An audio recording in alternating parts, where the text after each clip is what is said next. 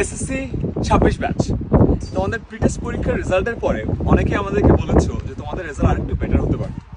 এটা স্বাভাবিক। মানুষ এসএসসি পরীক্ষার আগে প্রথম ধাক্কাটা খায় এই প্রিটেস্ট এক্সামে।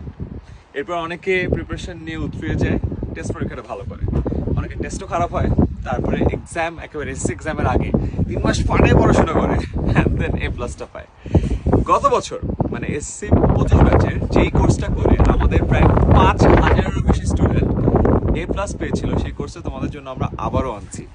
ইয়েস, গত বছর যা যা ছিল ওইসব তো থাকছেই, এটার বাইরেও নতুন কিছু সংযোজনও আছে।